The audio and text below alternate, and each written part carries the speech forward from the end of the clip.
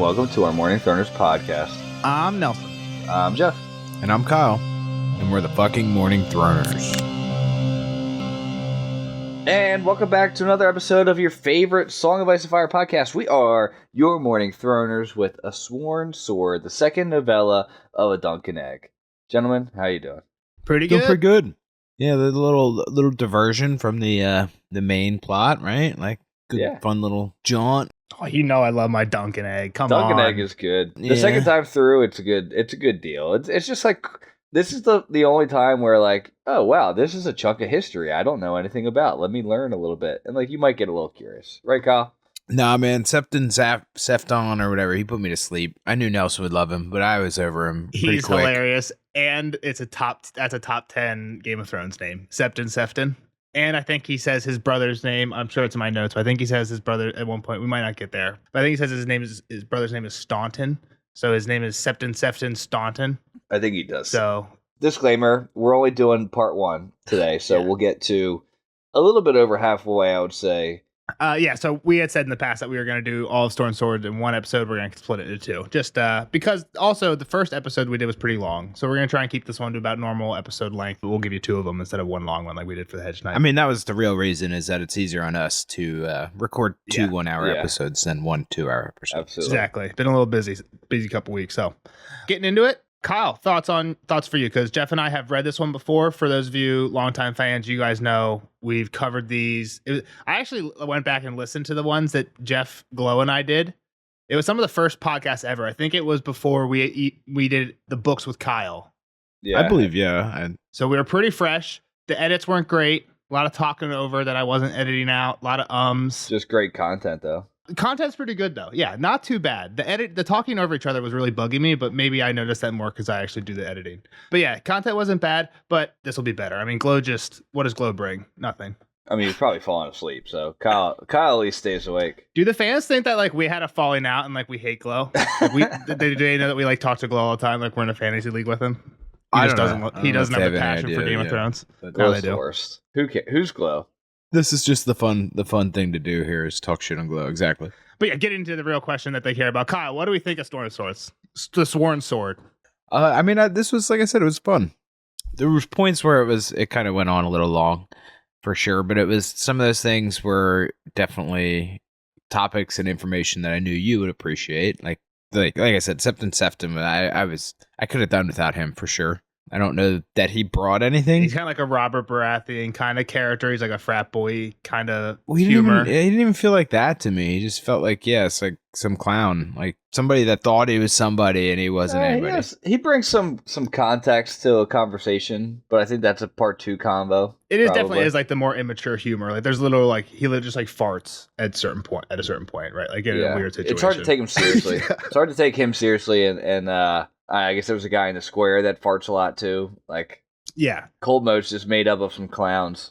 So along those lines, Kyle, what do you think about another character, new character in this one, Bennis of the Brown Shield? Bennis, I mean, like, you're supposed to hate him, right? Like, that's kind of the point of him. He seems like a piece of shit. For sure, and maybe I'm a dickhead, but he's hilarious. He like everything He's he not says that just funny. cracks me up. I don't know. He's not that funny. I don't think he said anything that funny. Nothing memorable, at least. Even him just like making fun of Dunk, saying like, "Oh, you're gonna need all your fingers and toes to count that high." Like, I don't know. Yeah, Makes me I chuckle. guess in a way, he's not that funny though. He's just a fucking dumb bully. They're all like demeaning jokes. Even like Sir Useless, like that's hilarious. Sir Useless is a good nickname, especially because his name is Eustace, and Exactly. it's pretty close. Like, Yeah, that's we're a kind little of jumping all clever. over, but yeah, and I'm stealing the show. Kyle, sorry, go ahead, keep going. Imagine that, Nelson stealing. No, the show. you want to talk over everybody. Come on. That's what I do. Go ahead. No, I mean, yeah, like, so Eustace was all right. The red dragon, black dragon stuff was definitely confusing to me. Yeah. Is that your first taste of Black Dragon, Red Dragon? Yes. I believe. I don't know where else I would have kind Okay. of Yeah. run into any of It's that. definitely around here. I can't remember all the small details of Novella 1 if they mentioned Yeah, it well, there. that was also kind of a problem. I was telling my wife, I was like, you need to listen to this. She didn't, but I was like, you need to read or listen to the first one and give me a summary. Yeah. She I will say it's very interesting. I feel like you can almost tell that George thought up a bunch of stuff in between or like towards the end of Storm of Swords, because we do hear the mention of this guy, Daemon Blackfire, who is the head of the Black Dragons. We do hear him mentioned like once or twice towards the end of Storm of Swords. This is kind of not centered around it, but there's a ton of history, basically all involving his rebellion in this story. And we kind of get a little bit more of it in the main series going forward. Not to, like, I don't think that's a spoiler. We're learning about history stuff.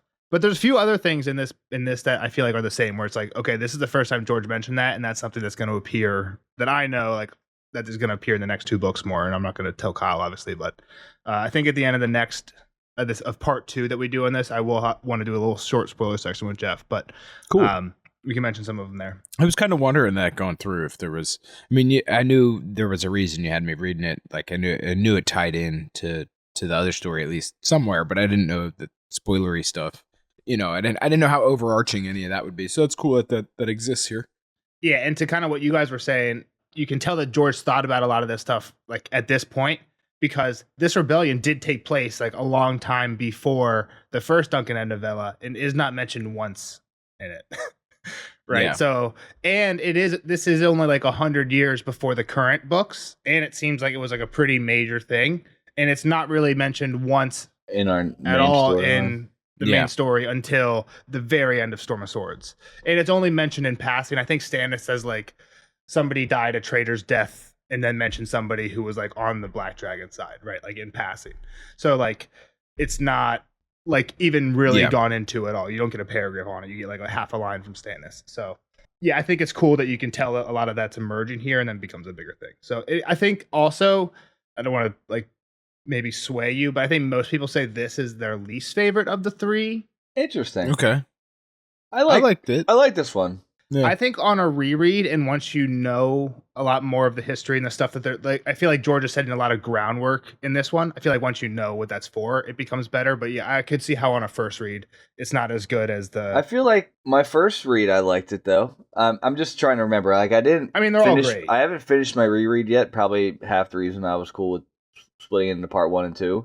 But I think it's interesting the switch up that happens, right? Kind of in Dunk's mind, like figuring out what Eustace is. The sides, figuring out Sir Eustace and the Red Widow, who we hear all the stories about. So I thought it was cool. I think it's entertaining. I actually think all 3 of these are entertaining. 100%, yeah, for sure. I mean, like I said, I love them. If I had one complaint, is I could use some chapters. Split it up for me. There is like every once in a while you get like a 3 spaces, yeah, which. I'll use that as my own chapters. Like I was like, all right, I'll go to the next indent. But I can't do it.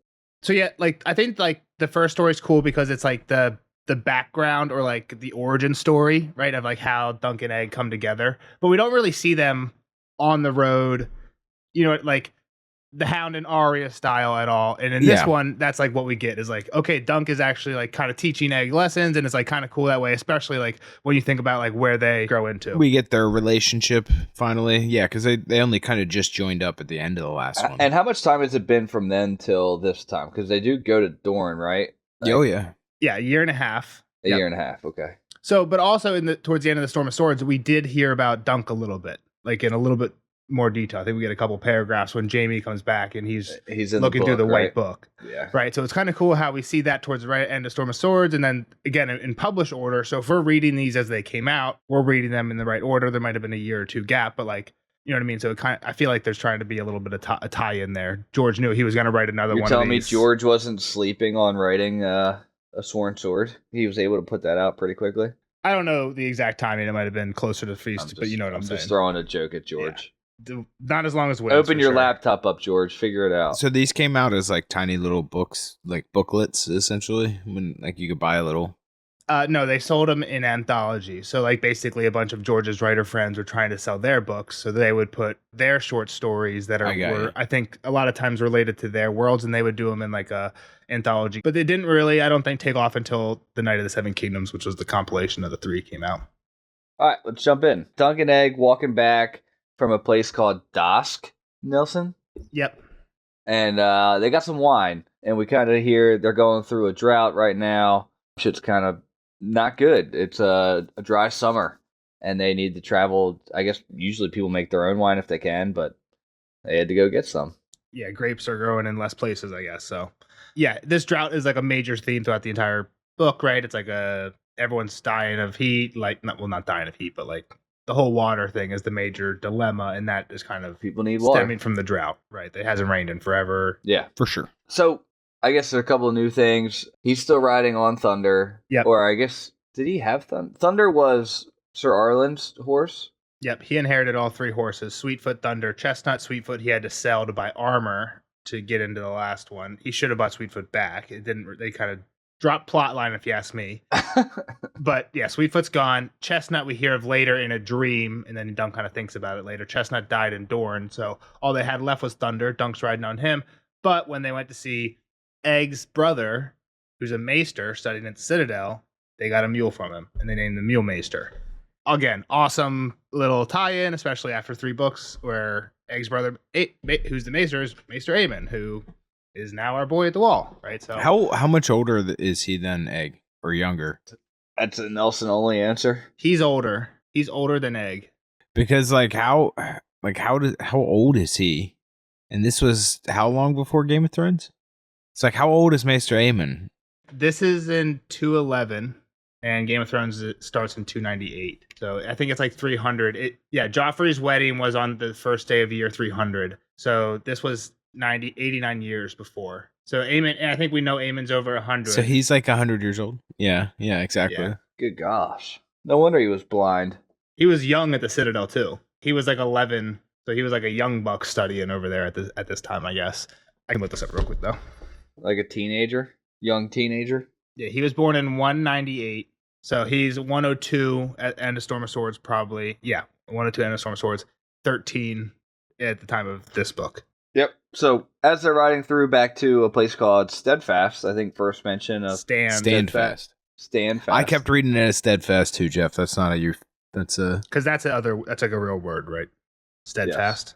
yeah. Standfast. 2 dead bodies hanging in the crow's cage. Yeah, the guys in the crow cage. It's rough, and I think the kind of lesson here. This is again, like I said, the thing I like here is Dunk is teaching Egg lessons, and I think the lesson from this one is like Egg's like, they must have been something really bad, and Dunk's like, well, maybe not. Depends on the cat. Yeah, people suck, man. Yeah, some lords don't need an excuse to do something bad. Like they could have just stolen some bread. So I think that's the lesson here. Yeah, they look hungry. Like, yeah, exactly. They could have just been trying to eat. And I would have got Aladdin killed back in Agrabah. Yeah, well, he was going to get his arm chopped off, right? Yeah, I guess that is true. Yeah. So, but Egg's like, yeah, I think they were outlaws. I think this is cool because Dunk mentions that Egg had just heard this song the day they hanged Black Robin. We had just heard this song too in the epilogue of Storm of Swords. That's what they start playing right before they hang Merritt. That's what Tom starts playing the day they hang Black Robin, and that was the first time we heard that. I think it's interesting because it's the first time we heard that song, and like this isn't a chapter, but it's like again chronologically, bang bang. He just dropped it right after it. Yeah, and it's related to outlaws. He's like, why think of a new song? I just made one up. Yeah. And then, yeah. I really like that title. Let me use it again. Exactly. So yeah, I just I like the repeats. That's why we do the notes. Yeah. So someone's getting blamed for this drought. Nels, who is it? Brendan Rivers. I don't know if they say his name here. I think, what do they call him here? Lord Bloodraven? Many blamed King Aerys the First and Lord Bloodraven, the Hand. Yeah, new hand. Again, a lot of history here. Is this a good time to get Family Tree? Yeah, let's just tackle it. I think just kind of getting some of these big combos out of the way will let us kind of go through the chronological a little faster. Fair. Yeah, like, this is the stuff that really kind of bored me and brought me down in this one, right? Like, I didn't understand a lot of these It's too much. It's too much to follow. Yeah. Yeah. I don't mean to shit on this story because like I said, I enjoyed it, but there were parts of it where I'm like, I have no idea who any of these people are, what any of this means. 100%. And me, as a person who's read these countless times, I still don't know who like exactly the relation between a lot of these people and who exactly these people are, which is why I made this like Family Tree flow chart thing. So I think there's a point to this. Like, there's like a point of complication that makes things interesting and hard to understand so you can hide secrets and stuff. Then there's just a point of complication that is like, okay, yeah, it might be somewhat realistic, but like it's just too much for a story like this because it honestly does just make it hard to keep track of. So I'll be putting this on the screen if you're watching on YouTube. This is going to be a little bit, there might be a few parts that are unfriendly for audio, but if you know the Family Tree super well, which again, I'm saying I think it's hard for anybody, but maybe you don't need it. But this will be up in the YouTube video. In the Discord. And in the Discord. I'll post the pictures in the Discord. So let's talk about what things kind of look like at the time of the hedge night, right? Which was a year and a half ago. And things changed kind of considerably. We hear this throughout. There was something they're calling the Great Spring Sickness. Yeah. It's like COVID, pretty much. Yeah, exactly. All right, so take us to a hedge night. Where are we at? So at the hedge night, Darren II, right in the middle of this thing, he's king. Baelor, if we look at his children, in this, I tried to make it left. I'm not going to say that every single one left to right is age accurate, but I'm pretty sure for the most part, left to right, left is older than right. So if we look at Daron II's children, first one is Baelor. He's the one that got his head chopped in. Smashed in, Smashed exactly. In, at the end, in the first one. In the fight defending Dunk, exactly. Yep. And he got his head smashed in by Ares. his brother Makar, Ah, shit. who was the far right. Egg's dad. Egg's dad, exactly. Wow, Egg's dad's a dick. He's a sulker. So Egg's dad was on not Dunk's side. Yes, because Egg's dad's oldest son, so Egg's oldest brother, Arion, Yep. was the Is accuser. the asshole, right? He's the accuser. So it was Yeah. Dunk versus Aaron. So Makar was backing his son. Baelor joined the Dunk side last minute. So it's not like Makar knew he was going against his brother. Yeah. Baelor joined with the intention of, oh, they have a lot of Kingsguard on their side. They literally can't fight me. So this is kind of like a win for us, Trap. right? So that, yeah, he was kind of like using some tricky tactics there. But exactly. So that's how that happened. That's how things were looking there. Baelor dies there. And it's kind of interesting because what they're talking about here is like, oh, the drought is caused by this bad king and everything. And Makar literally tells Dunk, like, hey, because you killed Baelor, when everything goes bad from now on, they're going to say it's, oh, because that Hedge Knight killed Baelor. If Baelor was king, everything would have been great. But because Baelor's not here, now everything sucks. Because everyone did like Baelor. He was kind of an awesome dude. So Daron dies during this thing called the Great Spring Sickness, which they kind of mentioned a few times. Basically, exactly Kyle said, COVID killed a lot of people all over the place. The plague. Yeah, any of that. Yep. Yeah. So Daron dies. Along with Daron, Valar and Mataris, who are Baelor's two children, die. How? From the sickness? All from the Great Spring Sickness. Okay. Is Aaron still alive? I'm not sure if I think he should be alive at this point. We have heard a lot of times in the main series how he dies. He dies by drinking wildfire at some point. I don't think it's happened yet, though. Arion, you're saying? His older brother? The Egg's older brother? Egg's oldest brother. That's Okay. what you're asking about, Sorry, right, Jeff? everybody keeps saying different names and jumping all over this fucking thing. Is Makar the dad, the king right now? No, Ares the first is king, who is the second brother, right? Baelor, then okay. Ares the first. Gotcha. Oh, yeah. Okay. He has, and they mentioned he has no kids and he doesn't plan on getting it on with his wife anytime Exactly. He just likes reading, and that's it, pretty much. Like, they're basically, he won't learn about anything unless somebody writes a book about it, because all he does is read all day. Exactly. So he's king now. So now let's talk about the Hand, who they're basically saying Ares does nothing, which is kind of funny, right? Because that's kind of what they said about Ares the second, who's the Mad King. He did nothing. Tywin actually was the one that was ruling everybody, right? That's why he cut out Ilynpain's tongue, because Ilynpain was talking shit like that. That's why Ares cut out his tongue. Back to now, they're saying Ares the first is doing nothing but reading. The Hand is really the one who's doing it. They call this guy Lord Bloodraven. His real name is Brendan Rivers because he's a bastard. I think they get into it more in the second half. But Aegon IV, who was Daron's father. Oh, gosh. Was he brother and sister with his wife? Yes, but that's a Targaryen They kept thing, the so- bloodlines. Yeah, I knew it was a pure. Targaryen thing. I just was making sure. Anyway. I had to cut off the family tree at this point because if you go too much further up, it gets spoilery for Jeff for House of the Dragon style. Okay, that's so fine. this isn't like a weird middle area where we're not Ooh, spoilery. Interesting. So And his orange lines are him having illegitimate. illegitimates. Okay. He was getting it Well, on. orange lines are married, like who he had children with. Okay. Maybe not. That's what I'm illegitimate. saying. He was getting it on with some highborn gals. Exactly. And it's kind of funny, right? Because what do we know about Blackwood and Bracken, who are two of these highborn mothers? Don't they hate each other? They hate each other. Just add some fuel to the fire. Exactly. And so Melissa Blackwood, her son with Aegon IV, who was this king who was just sleeping around with all kinds of people. Is Brendan Rivers. Brendan Rivers, who they call this Lord Bloodraven, who is now Hand, and people like Eustace at least is like he's mysticy, he's magic-y, he's a spy guy. Is kind of like his vibe, right? I don't know if I don't want to put any words in Kyle's mouth. Well, he has one eye, right? He has one eye. but he Albino. can see with 1,000. Yeah, exactly. But they kind of hint that he's a warg is the way I read it, at least. Well, yeah. Well, He has an army of crows or ravens that he can see through. Is kind of what they, like I said, they hint at. I think that's a fair interpretation, but I think you're referencing the joke that Dunk says, right? Like they always say, "Oh, 1,000 eyes in one." I take that more of as like, imagine Varys in Game of Thrones had one eye. That could be like a joke about him because he has all these spies. He's using everybody else's eyes around. Exactly. That's kind of how I read that, but I think the way you're reading it is also very fine because there's a ton of talk about him being like magic-y and mysticy and using spells and sorcery and stuff. So, I mean, but there was about the red viper, red viper as well, though. Too. Thwipa.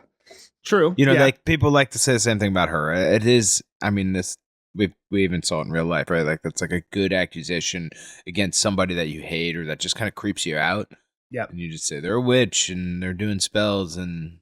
Yeah. So he's the one bastard. We have this other bastard on the far right, Daemon Blackfyre. He is a son from this woman, Dana. I should have put her last name, Dana Targaryen. She's a Targaryen. Aren't these all Targaryens? Not all of them, right? Like Barbara Bracken and Melissa Blackwood, but Dana. I mean, the ones without last names. Exactly, but I didn't have her parents, so it's not super clear. I do have her parents, but I hid them because of, again, spoilers for Jeff. Yep. But Daemon Blackfyre is kind of like, yes, he's a bastard, but he's still kind of double Targaryen, right? So he's the one who is like vying for the throne in this rebellion, right? Because he is actually the second son of Aegon. Yes. After Daeron, he should be the one after Daeron. And he's gifted a cool sword, right? I haven't got that far in the book, but I think they do mention that, right? He gives him the sword of the heir. Yes, they do mention the sword. Yep. And I don't know if it's mentioned here, but I'll say it. Aegon legitimizes all his bastards on his deathbed. Yes, it's mentioned. It's said here. So like that makes things very unclear, right? He's still not the firstborn, I don't think, but right, very sus because he was given like the sword of the heir, and then So, but again, interesting because Aegor Rivers, they don't really ever call him Aegor Rivers. This guy is always referred to as Bitter Steel. Mm-hmm. I'm not 100% sure why. But that's funny because Bitter Steel and Brendan Rivers are like, I think they mentioned a few times like these guys don't really like each other. And basically Bitter Steel was Daemon Blackfyre's right-hand man. Brendan Rivers fought on the side of the loyalists, right? So he fought with Daeron. So he wasn't kind of with the Blackfyre side. So even in these two bastards, we still have this like Blackwood Bracken feud. I think it's just kind of funny. Like George is just like will never let these two guys be on the same side. But yeah, so I think that's kind of where we're at now. So we have Aerys King. Brendan is hand. Daemon Blackfyre, who has children, he's dead, so don't worry about him. But I was kind of explaining that because just this rebellion does get mentioned a lot, and these guys will get mentioned. So cool. All right, so let's get back into the story. Yep. They're walking along. They talk about obviously the dead people and why they might have been dead, and a lot of just convos about maybe where they've been. Dunk still shaving his head, type of stuff, and bam, meet a new guy, Bennis the Brown, stanky boy. Yep. But he goes a little farther back with Dunk. He was with Arlen, right? We knew Dunk was with Arlen, yeah. No, I meant Bennis was with him. Oh, yeah. I think they've kind of served in the same. Yeah, and like they kind of were in the same circle, and that's how Dunk already knew him from way in the past. Yeah, we don't hear that right here. We hear it a little bit in the future, but yeah, they at one point while Dunk was serving Sir Arlen, because Bennis is a hedge knight on his own right. Sir Arlen was a hedge knight on his own right. They were just both serving the same person. I think when they were in Dorne, again, we'll get to it a little bit later. I'm sure I have a note on it. I think it's when they were in Dorne, they kind of rode together. And there was bad stories said about Bennis at that point. So not good reputation. He's just a smelly dude, bad hygiene, brown teeth, brown clothes, shit stained. Always got the chaw gross. in, the sour leaf. I wonder if you get a good buzz. You got to get a good buzz from that, right? I've had a little big old chaw in one time. I mean, for sure. It's like, especially if it's the first time you're doing it, you'll like throw up. Well, this isn't the first time he's doing it. Not Bennis. Yeah, I mean, he probably's not getting shit from it except for his teeth more brown. At that point, you just got to quit. Yeah, exactly. That's my PSA for everybody. I agree, Joe. All right. I don't know how much we want to talk. They start talking. He makes fun of Dunk a lot. Do they say anything of important here on the conversation? We got a Greyjoy raiding the shores. Dunk had to go further than they wanted because they didn't have wine where they wanted it. Again, we kind of mentioned this. Sir Useless, great nickname. Yeah, for the guy that they're working for. Yeah. The river's running dry, and this kind of makes Dunk question a little bit, right? He's like, this wasn't that low that long ago. Something's going on here. Where the hell's all our water at? And again, funny joke by Bennis when he's like, water, who cares about it? Nasty stuff. I drank some once, made me sick as a dog. Wine's better. So, like, yeah, he's a dick, but, like, he does make me chuckle. But even grapes need water, Nelson, you fucking idiot. Bennis hits him with some of the old Arlen lines, like calling him a lunk and stuff. He doesn't like that. It's kind of what Gren has said in the past. Like a nickname can be endearing or a dickhead depending on who it's coming from. So he doesn't like when he's doing that. He also mentions here that when they did go and swing by and see Maester Aemon measured him at 6'11", just an inch short of 7 feet. It's a big boy, right? Because later we meet Inchfield, who's a big boy. Inchfield's like my size. Dunk is just like half a foot taller. Yeah. Yep. So Dunk's like, all right, let's go figure out what happened with this water. Yep. So they start walking along. He sends Egg back. Bennis decides to come with him. Yeah. Do you guys think Bennis knew who Egg was? No. Knew why the water was dry. I don't think Bennis cared. He didn't seem very happy to go after it. He just seems lazy to me. I don't think he knew. Well, he's kind of like, Dunk, this is going to lead to no trouble, you lunk. Like, we should just go tell Eustace it dried up. Like, we got a good thing going here. Like, why go fuck this up? We're going to have to go fight and shit. Like, there's only two of us. And he's standing here. It seems like this happened recently. If you put up a dam like that, again, I don't know how that works, but like, was he literally here over the course of an hour when it went from like a stream to nothing? And he was like, well, they had to go to Dosk. It didn't seem like that was like it seemed like that might have been a decent trip. It was right? 6 days, I think. 6 days, I think. Yeah, I think they mentioned it. Since the last time Dunk was there. But yeah, I would say he probably knew that like whatever it was probably something he didn't really want to do, bother himself. That's fair. Yeah, it's work. It's something that's not just standing here, especially because it's really hot. Well, and that's like right after Dunk was like, "You always got to do more for the guy you're pledged to than he asked for." That's what makes a great knight. He's very what's her name? Brienne of Tarth. Brienne, yeah. Like he won't even take his shirt off in the heat because he's like, oh, disrespect Sir Eustace. It's like, my nipples would be out in the sun. Who gives a fuck, dude? No one's gonna see you. Like, if they do, they don't know you're serving Eustace. You're not wearing his banner. But yeah, so they start walking up. Red Widow, again, we're hearing a lot of bad stuff about her. The first time we did this, I guess we stopped at a point. I think, the first time we did this, we stopped at a point where we kind of already knew that she wasn't like evil, but there was kind of this whole setup in the first half of the book, right, where she's like, this girl's bad. She's killed 4 husbands. She's probably poisoned her 2 kids. She threw a son of Sir Useless into the moat, tied up in a sack. Well, no, not one of his sons. That was just one of his people. I was going to say, I didn't think that was a son. I was confused. But Dake's just a follower. Yeah, like she has this horrible reputation. Yeah. And these awful stories about her. But I don't know. I know we didn't do predictions or anything. Like, we didn't split it up like that. And I'm done at this point. But I didn't buy it ever. It always kind of felt too tropey. Like a setup. It was a too setup-y. Well, yeah, and like the whole, it felt like cover. And I mean, she even kind of mentions that later. She's like, you get, especially as a woman, you have to sound, tougher than you are. Piss twice as hard. You kind of like those stories being out there. Yeah, exactly. So, all right, so they get up to the dam, and there's still some workers on it, some diggers as they're referred to later. Yep. But the dam's pretty complete, right? They can see that the I think they're like in the field, aren't they? They're like out there. The dam is done. The dam's done. They may be building channels for the crops. Yeah, irrigation ditches.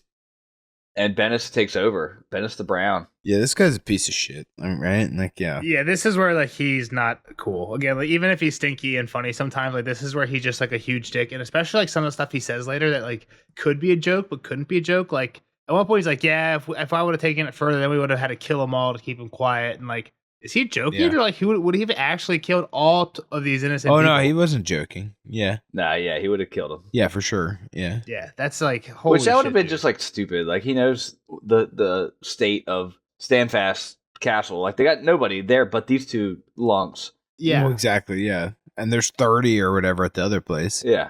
And something I never realized how I've gone through it and taken like notes like this in this chapter. One of the things that, and we're not going to get to this quite in part 1, but one of the things that Rohan tells Dunk and Egg is like, hey, Eustace is not a lord. He's a landed knight. So he's a knight that owns land, but he's not actually granted the title of lord, which in the eyes of the law revokes certain rights from him, including the right to punish anyone without his liege lord's permission. So Bennis has no legal authority to punish anybody, even on Eustace's own land, which they're not on, under like Bennis can't punish anybody without sending a letter to Lord Rowan being like, hey, can we punish this guy for digging a dam? You know what I mean? So there is like absolutely no legal precedent for Bennis to do this. And I don't know if Bennis knows this, but theoretically, like he would. Right. You would think so, but I'm not sure. He didn't seem to give a shit, right? Like he seemed to take kind of some joy in this, which again is a stupid point because it's 2, maybe 3 on 30. Yeah, exactly. What are you doing, yeah, dude? it's just the two of them. 2 verse 22 is I think what Bennett says later. Yeah. So. No, I mean 22 of these guys. I meant 30 knights or whatever. In for cold sure. mode. Like you're starting a war if you kill any of these people. Like what are you doing, Bennis? Yeah. Even hurting him, obviously. It was from dumb. the cold mode side, not even really a war, just like go take care of that problem. Well, like, yeah. This is like it's a no contest. Yeah. Exactly. Yeah, they get stopped. Yeah. So yeah, Bennett has enough. The one guy actually is kind of courageous, talks back. He's like, "We're not scared of you," and then he gets cut.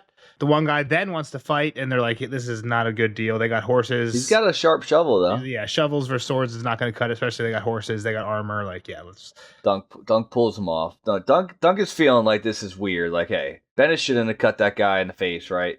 Which kind of goes on the old man who stood up to him, right? Gets cut on the cheek. Yeah. And Dunk's like, damn, he shouldn't have done that. Yeah, I think it's interesting for Dunk. Again, it's like a theme throughout the chapter or throughout the book on like a second read through. Dunk is like realizing he's on the wrong side.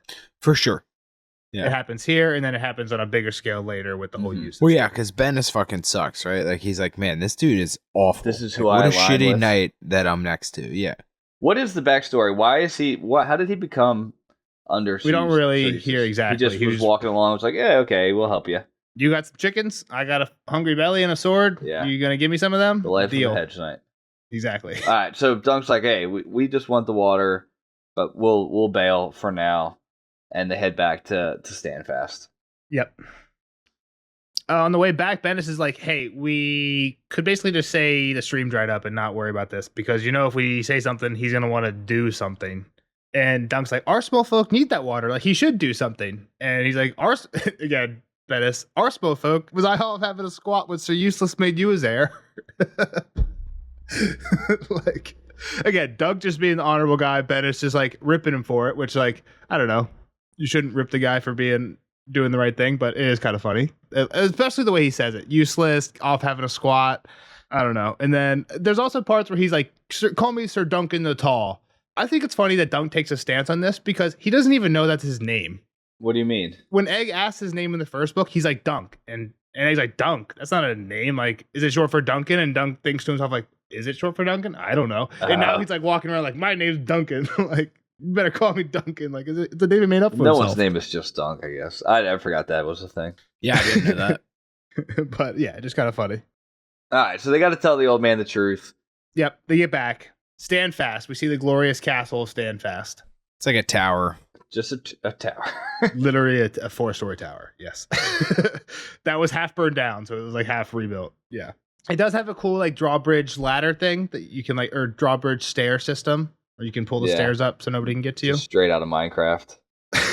Yeah, they got some pistons working there. Sounded cool, yeah. Yeah. I was all right with it. I would live there, but I wouldn't. I'd call like it this. my I'd like to castle. see it. I want to see this. I can't wait for the show's interpretation. Oh yeah, I forgot they're gonna make this. Oh man, I didn't think about that. Is it really that big that you could live in with like other people, right? Like, Well, it's 3 people. It's Eustace, Sam Stoops, and Sam Stoops' wife, who it's ridiculous that she doesn't get a name. She's mentioned more than Sam Stoops, and she doesn't even get a name. I just want to see how much room they actually have. Like, the one floor is his bedroom, right? Yeah, 1 floor is his bedroom, 3rd floor is his solar. It's really like I think again, a kind of a parallel to In a Storm of Swords. It's described, I think, the exact same way as Littlefinger's castle. Little castle tower. It's a tower with solar, or bedroom solar, and then like a kitchen with a table that you eat at. Armory or whatever. That sucks. The thing about Standfast though is Dunk says like a lot of it is underground because it's built on this hill, and like a lot of it is basement and cellar. So it does have a lot of underground. You got space. some storage, some secret shit underneath. It's still weird. I feel like that's where you go in the wintertime and in the summertime. Like when it's really, really hot, underground. Really, really cold, underground. Because the temperature never fluctuates nearly as much. 55 degrees, baby. Yeah, exactly. All right. When they get back, Bennis is trying to pull some weight with Egg, like take care of my horse, like you're taking care of Dunk's. Egg is talking lit. I ain't doing that shit. I ain't your squire. Dunk tells him to, but Bennis is like a dick about it, like spits the sour leaf on his foot and stuff like that. Yeah, that's messed up. But yeah, Egg does it and he goes off. And did he give him a little pinch on the arm too, or was that? Oh yeah, he keeps giving him this pinch that like Dunk remembers. Like He used to pinch me like that. Yeah, he's like, this guy sucks. All right, so we get into this castle, and we run into who do we run into first? Sam Stoops' wife. His wife, I Sam think. Yeah. Stoops' wife. Yes. What's so funny? Who's Sam? It just pisses me off that she doesn't have a name. She gets mentioned more than Sam Stoops does. Yeah, She's always referred to as Sam Stoops' wife. Like, why don't we just call her like Miranda or something? Her name's Miranda, there you definitely go. Gwendolyn. Miranda. Gwendolyn. No, I like Miranda. Gwendolyn Stoop. Miranda Stoops. All right, Miranda Stoops it is. She's inside sweeping. He's like, all right, Eustace is upstairs. He was visiting his sons in the Blackberry Field, which we find out later that's where the sons were buried because they used to like to play there as kids. But they had died fighting in the Blackfire Rebellion. Yep. All in one battle, too. Like that's pretty rough. That's like some Saving Private Ryan shit. Three sons in one battle. Well, it happened in our other story, right? They were with Davos. Rob. I forget who it was. Oh, Karstark's sons. Karstark had 2 lost. Yeah. Yeah, and then the other one got taken or something. I forget what happened, but he was down bad. Whatever I'm getting at here. So his family is pretty wiped in one battle. But anyway. Yeah, exactly.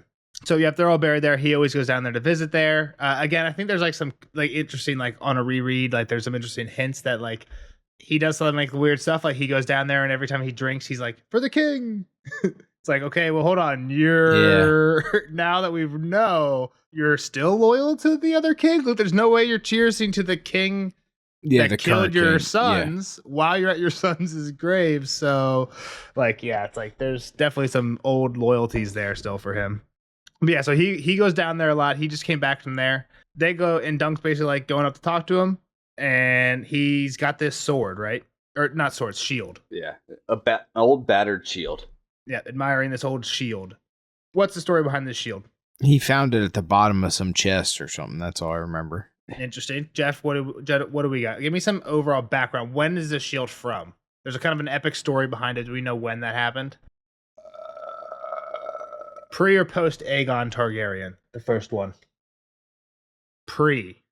Aegon the Conqueror, you're saying? Yes, exactly. Okay. This is pre Aegon You the can't Conqueror. give me Aegon the First and like, oh, okay, like, I guess It's a little lion shield. So let me set the groundwork though. It's before Aegon the Conqueror, which means there's still 7 kingdoms, which would mean 7 kings.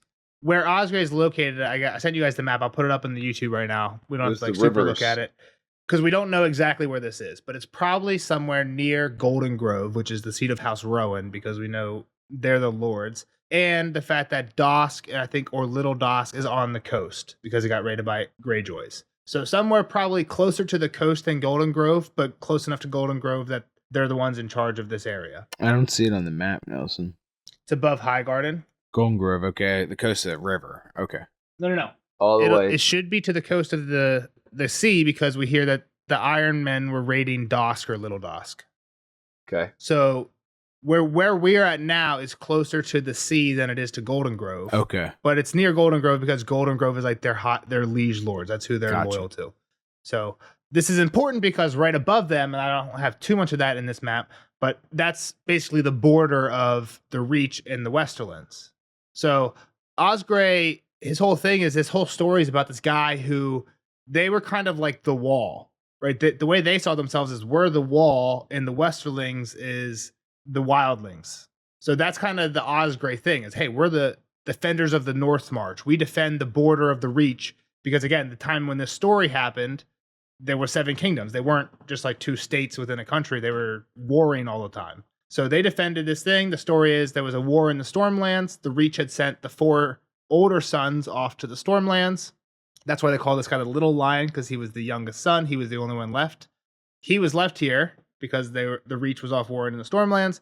The Lannisters attacked from the north because they saw it at a time because they were weak, because these guys were off warring. So this Osgray guy, again, that's what the Osgrays are like. That's their thing, right? Which is kind of like, I'm pointing that out because that's kind of why they're not important anymore. It's like their whole thing was we defend this border. And the border's gone. The border's gone, right? So that's part and now of... we're cool with each other.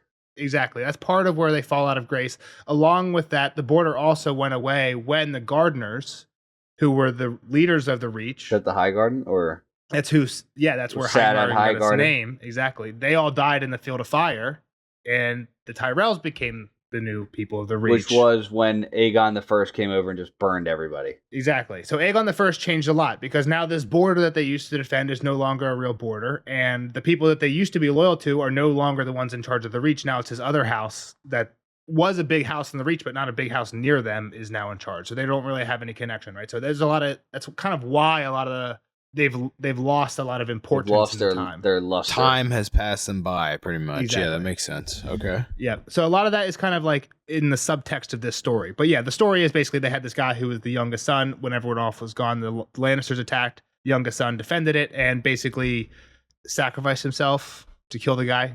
Also, the Lannister had a Valyrian steel sword, but he fought against it anyway, and that's why the shield was so fucked up. Yep. And he found the chink in his armor. If you kill the king, then the army goes away. And that worked, right? Yep. All right, so then they get on to current events about this dam, and he's all pissed off. Like, this is my river. This has been my river for 1,000 years. That's Chequay. Chequay? Checky? I think it's Checky. Checky? Which is why their thing is a checkered field, right? A lion on a checkered Exactly. field. Their sigil is a white background with a lion, kind of like Lannisters, but the lion isn't a solid color. It's checkered green and gold. Yeah. So it's like, yo, she can't steal my water. I won't allow that to happen. Yep. And he's like, yeah, well, Bennis cut a dude too, so we might have to, Yeah. we might have to answer for that. Yeah. Some shit went down. Unfortunately, he's definitely not happy about it. Dunk he's better than that.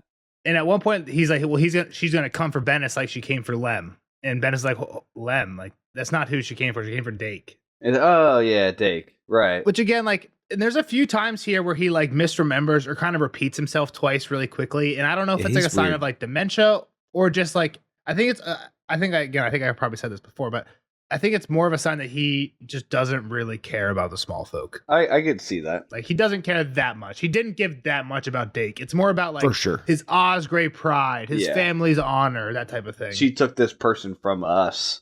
Exactly. Who was that person? So it's just like an excuse to fight, right? Or to have a For sure. disagreement with said person. It gives him importance and gripe with the yeah. Well, I think it also kind of goes along with the whole theme of like see things from the small perspective, which we're about to get into with Dunk and Egg. But also like when we get to Lady Rohan, again, I don't think we're gonna get to it in this part, but Dunk says like, "Hey, what would the small folk rather have, the silver or Bennis dead?" And she's like, "I don't care. This isn't about what he wants anymore. This is about Spider and Lion." And even her, who I feel like is a pretty agreeable character, like I like her as a character. She's still being like, I don't give a fuck about what the small folk wants. It's about my pride now. When really that's not what it should be about, right? Like what Yeah. matters is like how our people are feeling. What do the people want, right? Which is, Yeah. I think, kind of what we're about to get into. But these people make these decisions all the time. We know that. Yeah. So, but that's a little cool segue too, because Oswald's like, okay, go get me an army. An army, arr. I don't know why I said that so weird. Go get me an army. Arr. Yes, Dunk, matey. go raise me an army. I think this is funny too. He's like, I still have claws, and Dunk's like, yeah, 2 of them, and I'm one of them. And it's basically me and Bennis. Yeah, that's and all you Bennis's sword is rusted. got. Yeah. Yeah. So they go out to the town. There's three small villages, Yeah. and they find a total of 12 people that are suitable. I will say, Kyle is showing the illustrations. They are awesome. Like, I think most of the copies of this book have the illustrations. If you're a huge nerd like me, they also have graphic novel editions of all of these, Golly, and they have pretty cool like illustrations too. that's a comic. That's a That's- comic book. yeah. That's neat. It's when it has a lot of pages like this, it's a graphic novel. Come on. It is a graphic novel for sure. But yeah, so those are cool too. But yeah, big props to the artist. All right, so they go around. There's not a whole lot to pick from. Like a lot of them are children too, right? There's 3 Yeah. old men. Hang 3 on, old men. before we get to the actual group of guys, I think this whole part, like when Dunk goes out to see everyone, is kind of like an important part again, like because of the him and Egg thing. Tell us why. So he's talking about the pinching and stuff, and there's a part here where he mentions like Egg's like, I don't like Bennis. He hasn't even named his horse. Dunk says some knights never name their horses. That way, when they die in battle, the grief is not so hard to bear. There's always more horses to be had, but it's hard to lose a faithful friend, or so the old man said. But he never took his own counsel. He named every horse he ever owned. So again, just that comes up later, right? When Egg is kind of upset that they took on all these peasants. He's like, then we shouldn't have named them, because they end up giving some of these guys names, right? He's like, we shouldn't have named them because like it's just gonna make it harder because it's all fucking pointless now. It's kind of what Egg's stance is. Yeah, they're all gonna die. Yeah. So I think it's a cool like setting the stone for that. And then when Dunk basically tells Egg like, hey Egg, once we collect these people, you're gonna serve them. Like I know you didn't want to serve Bennis, but you're gonna have to serve all these guys like you served Bennis and me. And Egg's like, I'm gonna have to serve small folk. He's like, well, not serve, but help them. And he's like, and you can't be a dick to him either. Like, you're a dick to me sometimes, but I can take it. But like, all men have their pride. Let's, yeah, Jeff, you have this quote? Egg, these men may seem fools to you. They won't know the proper names for bits of armor, or the arms of the great houses, or which king it was who abolished the lord's right to the first knight, but treat them with respect all the same. You are a squire born of noble blood, but you are still a boy. Most of them will be men grown. A man has his pride, no matter how low-born he may be. You would seem just as lost and stupid in their villages. And if you doubt that, go hoe a row and shear a sheep, and tell me the names of all the weeds and wildflowers in Watts Wood. The boy considered for a moment. I could teach them the arms of the great houses, and how Queen Alisande convinced King Jaehaerys to abolish the first knight, and they could teach me which weeds are best for making poisons, and whether those green berries are safe to eat. They could.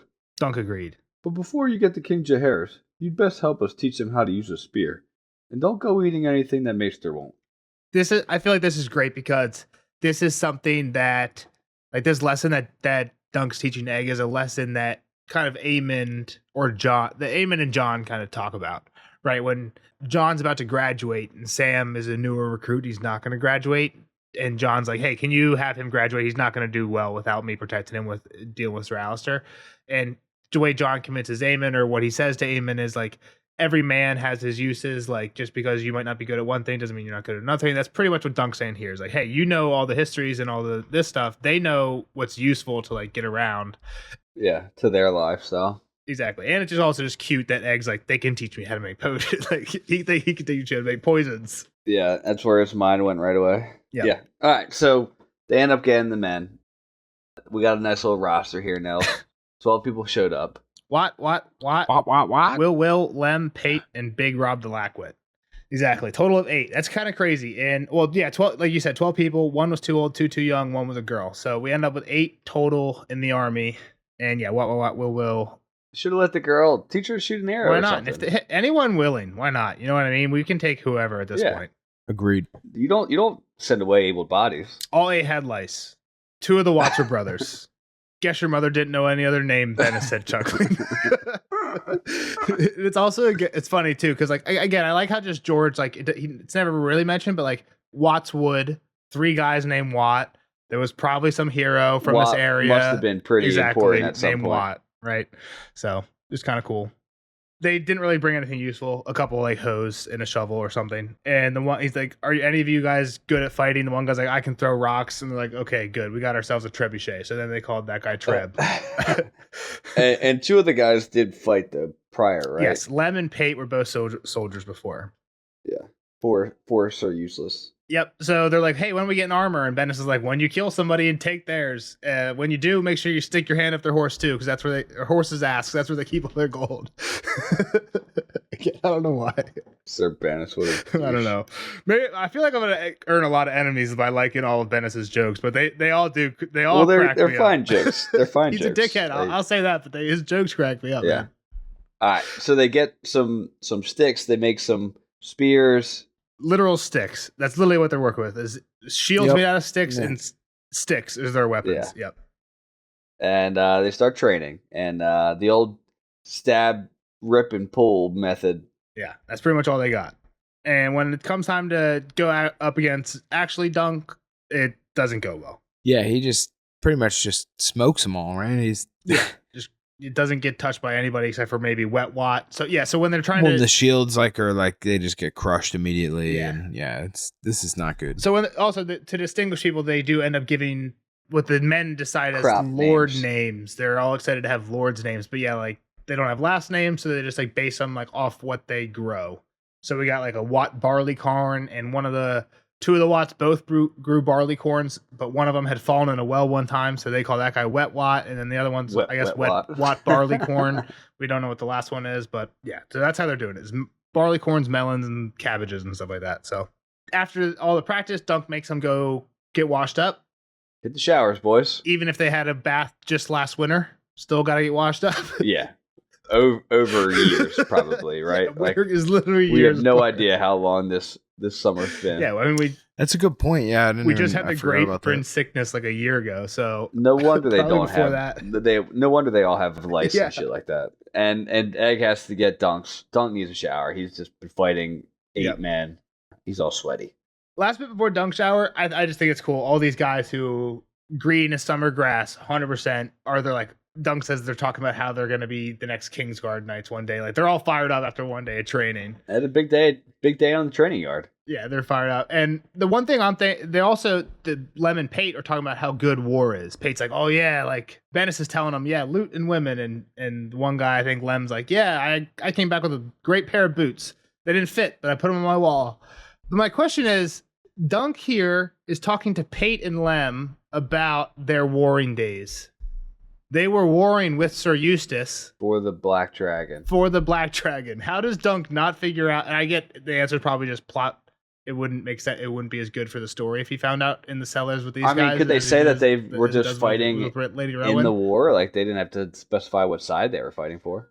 Well, that's what they said. Sure. I mean, that's the excuse, especially because Dunk says like it's not a good question to ask, red or black. But he is chumming it up with these guys who he's been training, who fought in the war and are now talking about their war days. You would think, I don't think that's something you go around being like, oh no, yeah, we were traitors. We used to be traitors. Sure, but that's what I was thinking. That's why in my notes I said even if Dunk doesn't, Egg should notice. Because even if they're not saying we're traitors, they would say, when we rode alongside this person. And Egg knows every sigil in the kingdoms, and I'm sure he knows who was on which side. But was it a civil war on many fronts too? Like, were people taking up different sides? That's true.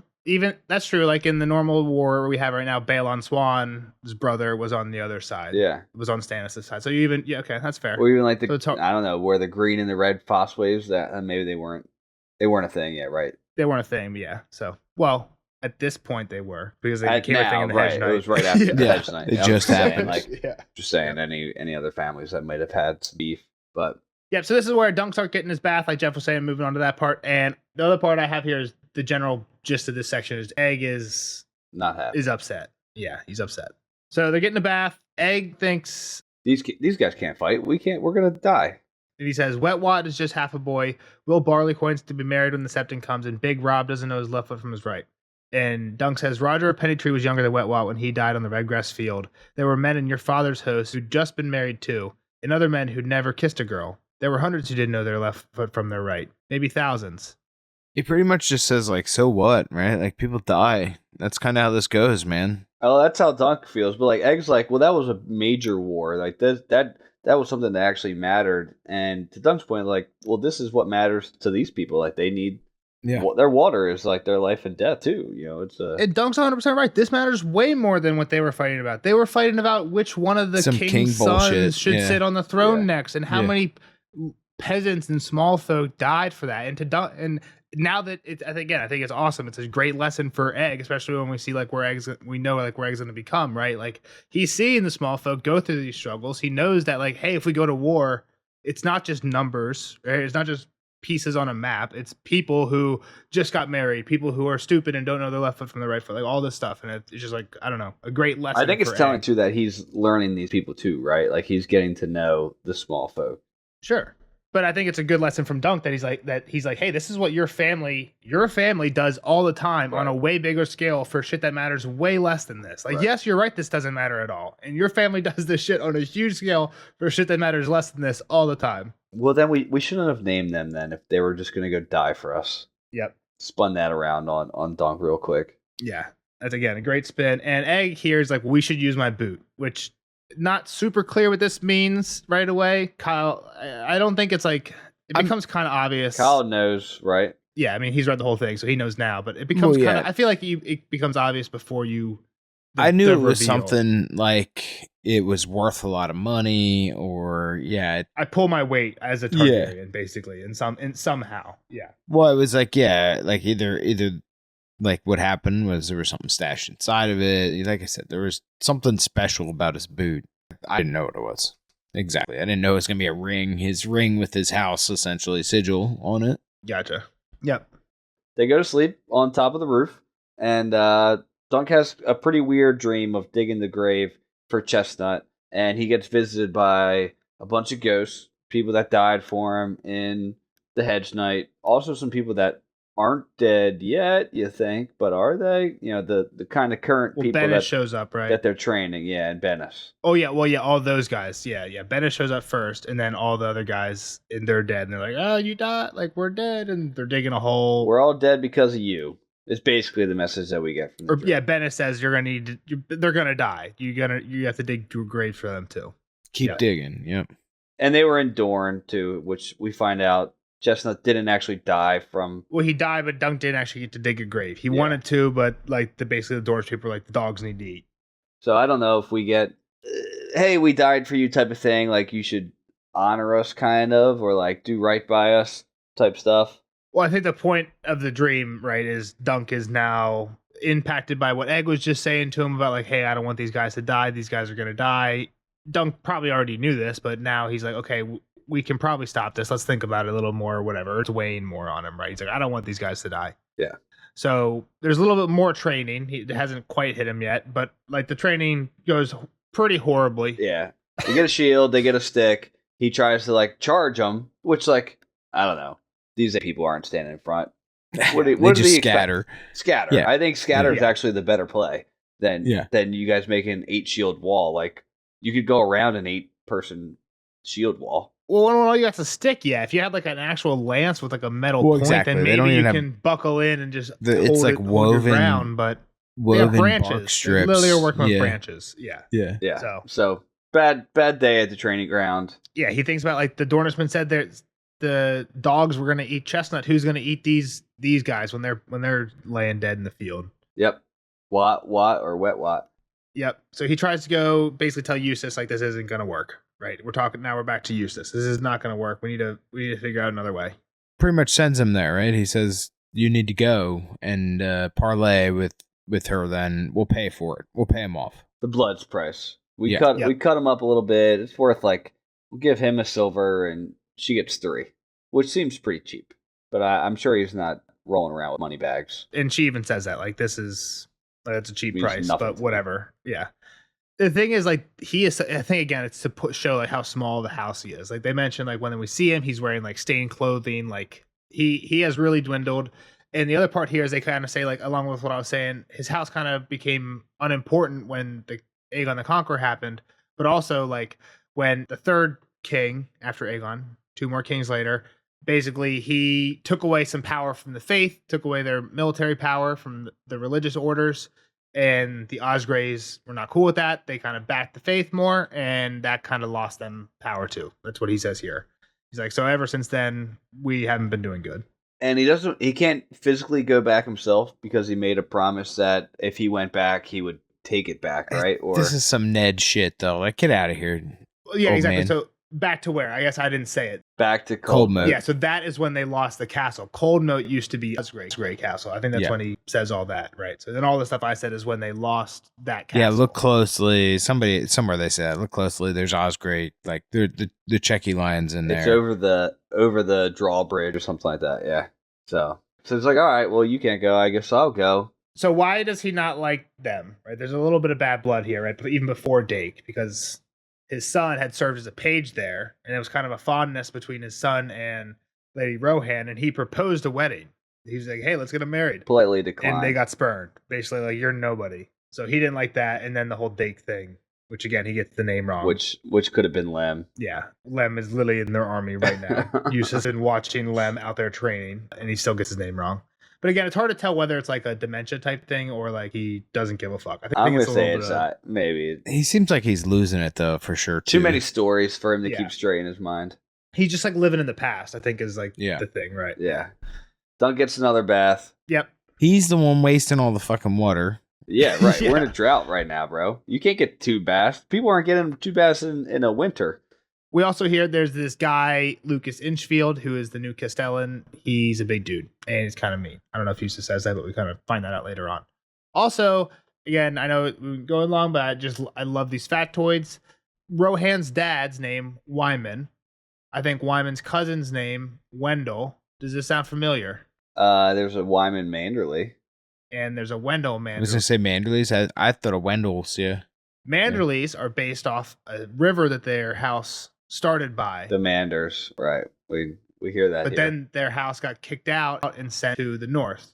But the Mander is that river that runs right past High Garden that we saw on the map earlier. Yeah. So like the Manderley family used to be here. So it's kind of like the Redwater uses this later because the river is the Checky River, but obviously it's not Checky land anymore, right? That's what the Redwater uses later on. So anything else in the second bath? They're talking about Dunk and Egg. I guess they're talking about Sir Lucas at first. How big is he? Dunk's like, do you think he's going to be as big as you? And Dunk's like, no, I haven't met anybody as big as me for forever. Egg just wants a fight. He wasn't nearly as scared of Lucas as he was of the Red Widow. So Dunk is like, basically he's better in a fight than he is at work. Talking is to kind of people. what he's saying here. Yeah, he's going to have to charm her. Yeah, and he's like, Egg's like, just be gallant like you were at the puppet show with that puppet girl, Tansel. And he's like, well, the Red Widow doesn't need saving. Oh, don't bring her up to me. He just pulled at the heartstrings. He mentions her a few times, like, oh man, the one that got away. But yeah, he's nervous of her. He's like, play her song on a lute. Like, Egg's throwing out kind of ridiculous suggestions. Like, what are you talking about? You told me I'm a bad singer when I got drunk in that one town we were at. Sam Stoops' wife claims that she knows like the black arts. And Dunk's like, highborn ladies don't do black arts. And Egg's like, you don't know any highborn ladies. And Dunk's like, well, you do. Do you know anyone that know black arts? And he says, Lady Shiera, Bloodraven's paramour. So again, this is kind of more tying into this hand guy, Bloodraven. And she's bathing in blood to keep her beauty there. So like good reasons. Yeah. And Egg says his sister one time gave him a love potion so that he would marry her instead of his other sister. And Dunk's like, you fucking Targaryens, man. But he's like, did it work? And Egg's like, I don't know. I spat it out. I want to be in the Kingsguard. Fuck girls. Girls have cuties. And I ain't deal with that. Exactly. Yeah. And Dunk's like, well, you might not want a white cloak. You might want a girl. And then he's thinking about Tansel again. He's like, I don't have time to be thinking about Tansel. I got things to focus on. Let's get ready for tomorrow. And Egg's like, I want to come. And he's like, no. He's like, you'll look better with a squire. And he's like, I don't care. And he's thinking to himself, it's too dangerous. I could literally get killed because we struck one of theirs. So it's 1 to 30 here. Yeah, this is bad news. So Dunk goes to sleep on the roof because it's colder and gets prepared for tomorrow's journey to cold. So they wake up. Sir Eustace is up and ready to see him off, and Egg's already got to him. Yeah, Egg pulled this trick on him because he basically Eustace is there saying what Egg said that Dunk said no to. It's literally like, you ask dad says no, then you go ask mom. And then he's like, yeah, well, he'd probably look fancier if I was along, right? Like, he's like, you'd look better with him. Yeah. And it's like, God damn it. Yeah. Egg's smart. Egg's a smart kid. Well, I just love the relationship too, because Dunk even mouths like clout in the ear, and Egg just like grins back. He's like, I won. I'm coming and he anyway. knows he's not actually going to do it. Like he's a little troublemaker. I think we've only seen he got one clout in this one, but I think it's the only time we've ever actually seen Dunk. It was half a clout, and he kind of deserved it. Like half a clout at best. Cruising for a bruise in there. Yeah. He also got them all dressed up in Osgrey stuff. Like they're representing. Egg's dressed up in Adam's old stuff. Even Dunk's got a cloak. It's a heavy cloak and hot one, unfortunately. And Eustace is all dressed up too. We didn't really realize here, but dressing up in Adam actually had some significance to Rohan. Exactly. Yeah. Do you think she recognized? I don't know that she saw him really. Did she? They were kind of talking on each other a little bit. Okay. She's like, he's scrawny. He needs to eat more. And she's like, he's like, I'm almost taller than you. And she's like, I'm gonna send you to the rack and make you taller.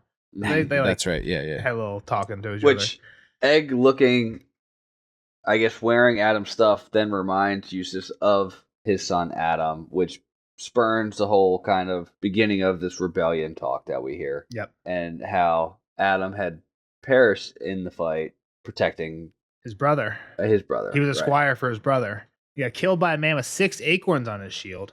Lady Smallwood, the nice lady who took care of Arya. One of her ancestors just fucked up. I mean, at least he was a loyalist. So he's like, did Arlen fight in the rebellion? So Eustace is asking he's starting to get into some of the unaskable questions. Hey, did the guy that you were for fight in the rebellion? Dunk was pretty smart in like not answering it straight. Kyle, what were your thoughts throughout the time? Were you thinking like rebel / loyalist of Eustace? Well, so Be honest.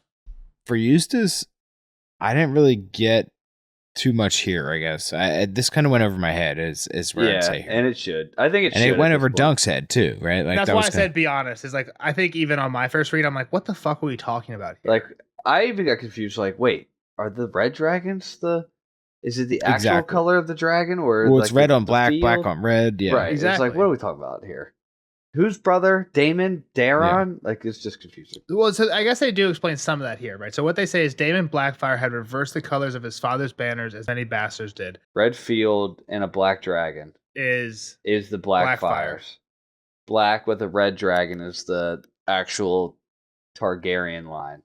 yeah, Red Dragon is good, guys. Yeah. Well, was he talking about how great Daron Blackfire was in this battle, right? I think that may be the one red flag. Well, yeah, he definitely. Well, he says it's like a close thing, right? That's kind of his point here. He was like Damon. I even said Daron Blackfire. It's Damon Blackfire. Damon Blackfire was winning said battle, right? Well, I guess I also hold on. Just going back, I don't think Dunk actually does make it ambiguous. He says he fought. Well, he kind of does, but Eustace knows the answer because Dunk says he fought under House Hayford, which doesn't say exactly which house it was. But Eustace is like, oh, I know House Hayford. He was a loyalist because he was the hand.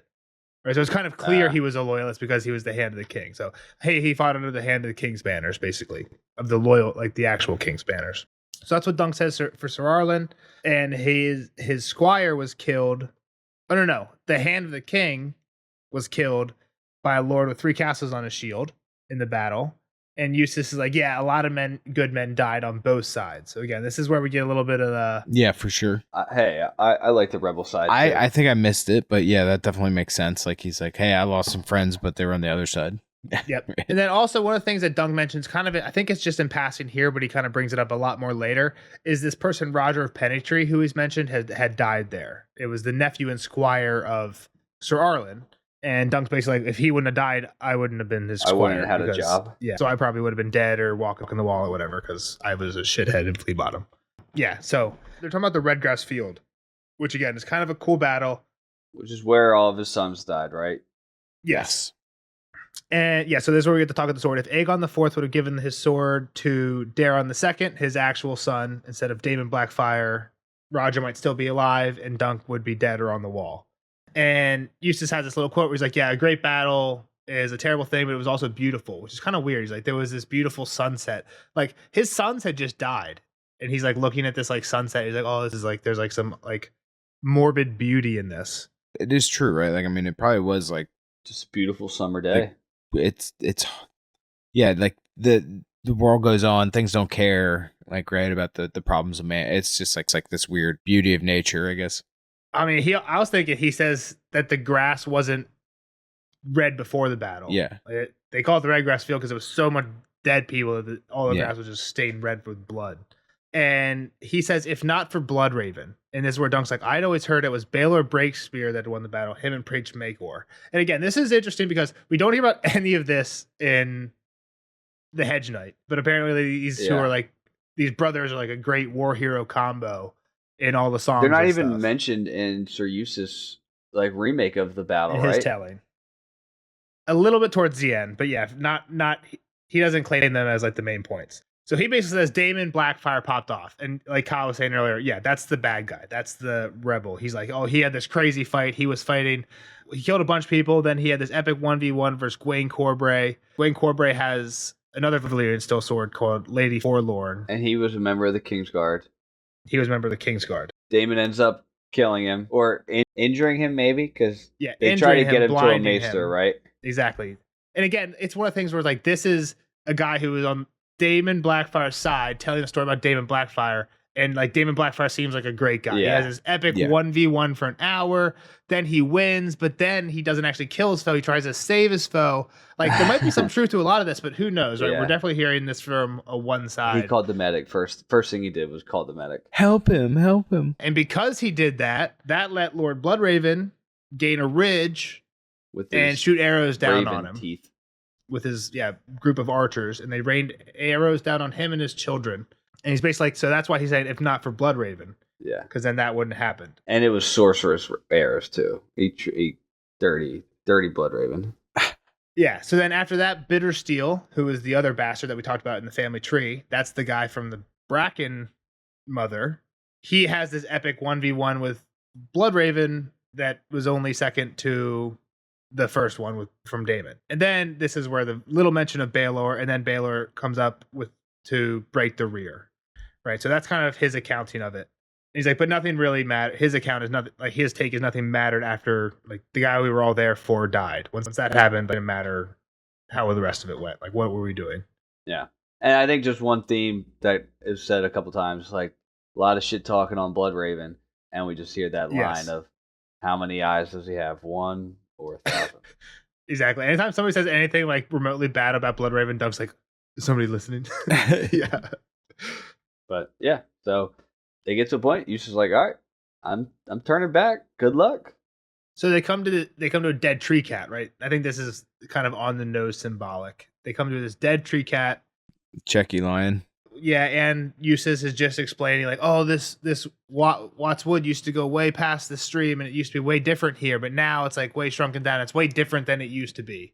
He's like, I don't know why this lion is dead, and I don't even think it's like a take on Eustace. I think it's like their house. It's like, oh, I don't know why our house sucks, even though the environment around it has totally changed.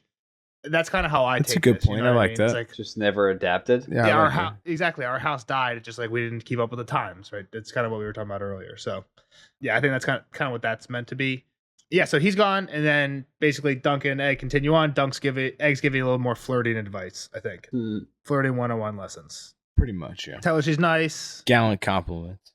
And I think the biggest point is that the version of the river is going into the moat, right? That was a big, Not all of it, but a big part that's of true, it, right? But a big part. Well, of yeah, it it went through the. They got some crop crops. fields going too, but like, damn, like they're really worried about this moat right now in a drought. Yeah, exactly. That's messed up. Yeah, it is a little messed up. And that's where we're gonna call time out on part 1, and we'll see y'all next week for part 2. Yeah, we'll get the interaction with Lady Rohan in part 2. We'll get Kyle's thoughts on the first and on this part at the beginning of that chapter. We'll let it marinate for a little bit, unless you have anything pressing to say. I mean, we could talk about it here. Like, why don't we talk about it here, right? Okay. Let it rip. I think we should give a full episode. Not You like, just look like you're about to pass out. I know. I am tired. This one's sucking it out of me. It's late. Sorry. No, I get that because again, like I said, I think there's a lot of history in it that I think is a lot cooler. It's just It's history that like never. It's in the past, so it never amounts. But like we know about. Well, that it was what I already. was gonna say. Really, is it was more fun hearing about it tonight and understanding these people and seeing the tree and the connections and the history that I definitely missed reading this. Like, let's be real. Like, I didn't know who any of these fucking people were. Yeah, and again, I didn't even understand these relationships as well as I did till now. Right, like how many generations Egg is from these actual like from Bloodraven. I have no idea. Right. Yeah. Does it really matter? Probably not. But like it does give some context that I think makes it a little bit better to understand. Well, yeah, and it makes a lot of this more fun and make more sense with you extracting the history. So that's also part of why I don't want to say that look like I was falling asleep, but why I was not saying as much because like I didn't know nearly as much as you did about this. So like I didn't really understand you were what was happening. absorbing more because like some of this is so dense. Exactly. There's a lot of history in it. That's what I'm saying. Like even though I mean this one is longer than the Hedge Knight, but I think it's also like a lot more dense. Like there's no real history in the Hedge Knight. History. You just get a lot of Targaryen names in the Hedge Knight, which you're like, wait, which Targaryen? But is that? it's the Targaryens that are in the story, right? Yeah. Baelor and Maekar and Yeah. Baelor's son and stuff like these. We're hearing about a ton of bastards and actual Yeah, children, dead and, people and just- these people died, and Yeah. exactly. It's like there's so much just names for different things. It's a lot to keep up with, and Yeah. it's all in the past. So it's like it doesn't really matter for the story, but I think that is like a lot of the main stuff. George like. In terms of what matters more in A Song of Ice and Fire, it's way more the history of the rebellion than this little dilly-dally about the stream that Dunk had. That doesn't get mentioned at all in the main series. No one knows about this shit. But everyone knows about this rebellion. That gets mentioned a lot more in the last 2 books. So I think that's why it's interesting to kind of hone in on some of that. So yeah, it is a little pedantic, but anything else before we wrap it up? We'll let you soak it in. We can say anything. If you do, we can. No, I if you think of that's anything, good. we can say the next one. Cool. Right. Again, sorry for anyone who was expecting the whole thing, but hopefully now that we're cutting into 2, you will get more of my ramblings if you like that. If you like the more conciseness, wait till Feast. Jeff will get me back on track. All right, we'll see the rest of you guys in the next one. The Sworn Sword Part 2. Bye. Bye-bye. Later, nerds.